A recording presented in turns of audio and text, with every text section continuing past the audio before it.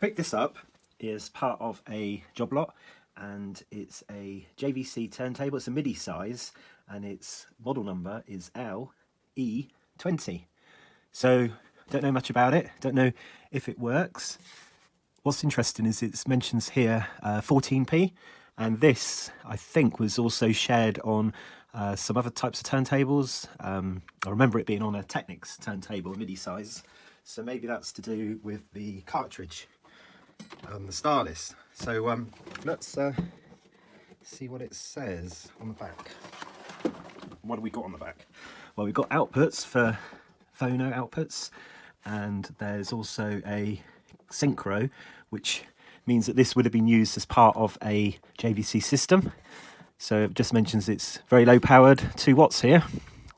So it's not going to break the bank particularly when it's switched on. Okay, so there's some tape on here, and it looks like it's been on here for a little while, and we'll find out why in a minute. It's obviously holding the lid together, isn't it? And have to pull that off. Okay, get rid of that. So these sort of Midi size turntables were quite popular for a while, and not, you know, because they were obviously not taking up as much room as full size separates and kind of older style music centres and things. But it's missing a hinge, so it doesn't look like it's cracked. It's just missing a hinge in itself. So I might have to have a look in my spares and see if I've got anything, maybe from a similar sort of table. I think for now, can I pop that off? Yeah, let's pop that lid off. So lid's kind of typical of the time. It's obviously going to show scratches and things. Now I think you can kind of buff these out a little bit to make them look a bit tidier, but I don't know if it's really worth it on this particular one. So it's got more tape holding the turntable in place.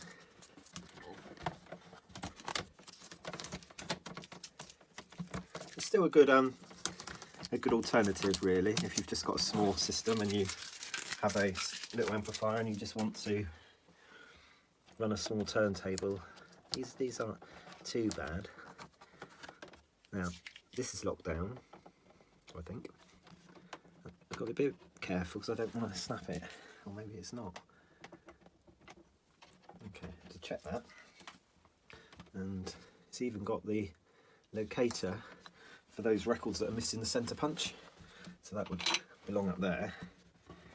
The mat seems reasonable.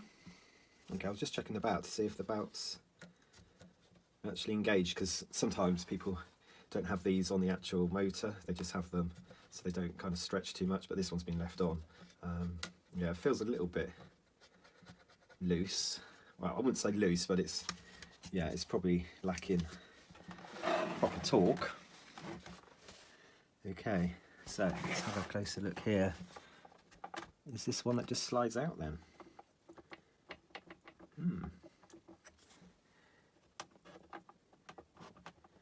Or twist? Ah, it's twist.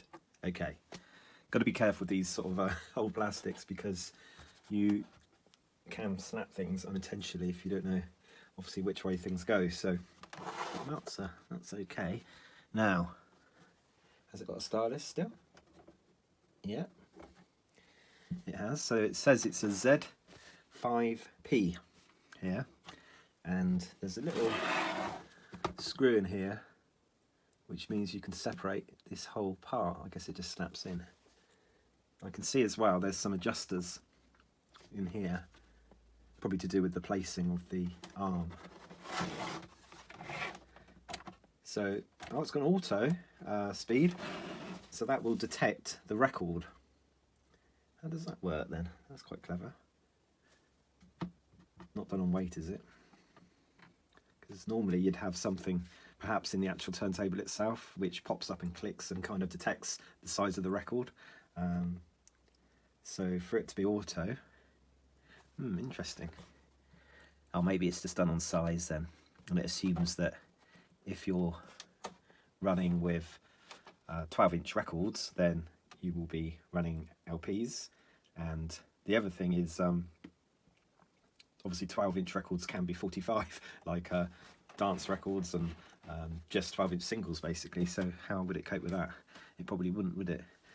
Okay, so it's got a repeat here, off and on. So does that mean it will just go back and start playing again from the start? Interesting. It's got a queuing here. Oh, the arm went up. The arm's gone down. Okay, and start. So fully automatic. That's what we like. Sometimes you just can't be bothered queuing the arm yourself. Let's give that a go. Wow, keeping with the time of year, I've got Last Christmas by Wham.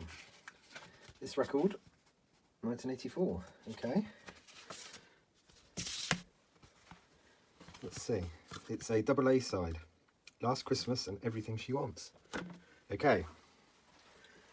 Let's turn it on at the wall. And what's it doing? Oh, no. That's because I've told it the wrong size. Okay, so let's push in. And will it... Well, let's see if it'll work at 45 first. So let's start.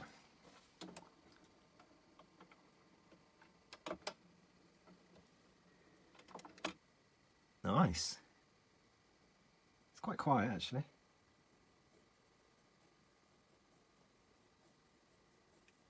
Yes, slightly hear it. Does seem to be playing though. I need to feed the output into an amplifier just to make sure, but that does seem to be playing. Stop.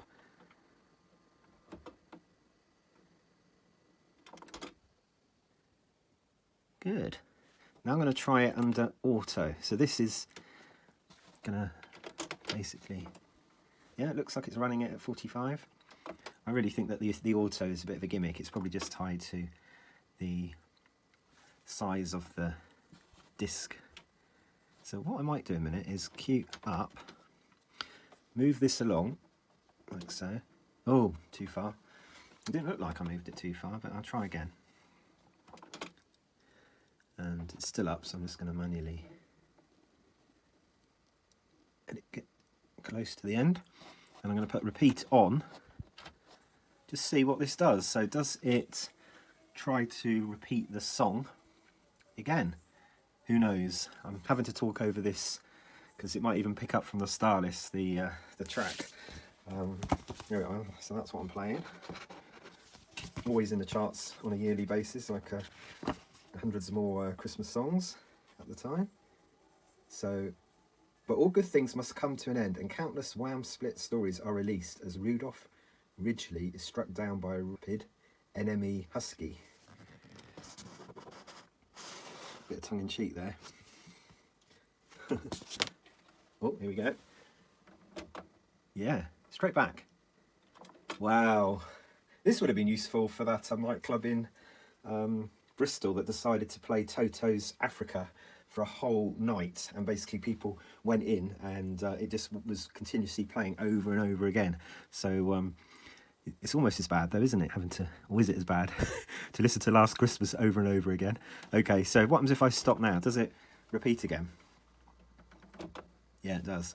So you've got to remember to take that off.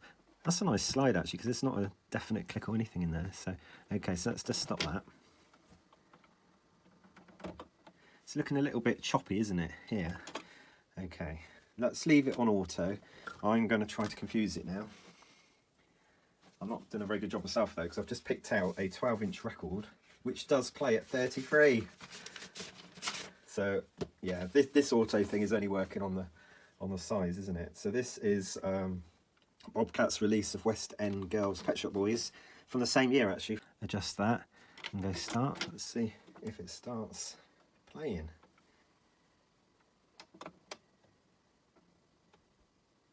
I saw a great graphic the other day actually where it was comparing technologies. So you kind of started with the record and then you went to newer technologies. So you had, you know, cassettes, CDs, went to sort of MP3 players, USB, phones, you know, like music players, and then the last one was record again, was vinyl again.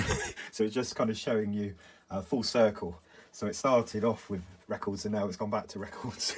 So we've had all this in between, but yeah, so this is where we are. So 2023, playing records again. Okay, so that seems to be good. That seems to be working. Now, yeah, this is definitely, the speed is just being set by the size here, so there's nothing flashy there. So if I put a 12-inch record on that was meant to be played at 45, I don't think it would be intelligent enough to speed it up, but we can try it, we can try it.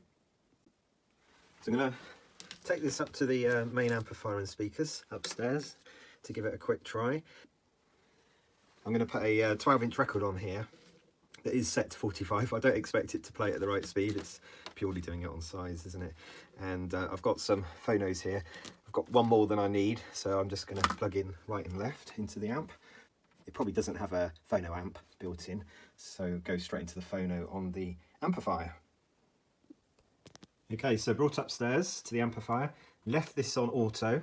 This is a 45 RPM 12-inch, so the size is set right on there. Now, will this play at the right speed? Doesn't look like it's sped up, does it? So yeah, so there's obviously no way it knows, and why would it know, a bit correctly, that this record is a 45 and not a 33. So there you go. So I'm glad to report that this can go straight into the phono on the amplifier. There's no preamp in here, so I suppose someone who perhaps was looking for a turntable, this might not suit them, because a lot of amps are kind of set up for a higher level input. So yeah, like modern ones, for instance, you'd probably have to go and order yourself a phono preamp as well. But anyway, this is fine on my setup because I've got a phono input on the amplifier. I am now going to attempt to take that record off, move it to one side, and just wish you a happy Christmas, and you'll get probably a couple of seconds of this record, and then I'll have to stop the video. So thank you for watching this video. Please like and subscribe, and I'll do some more videos in the future.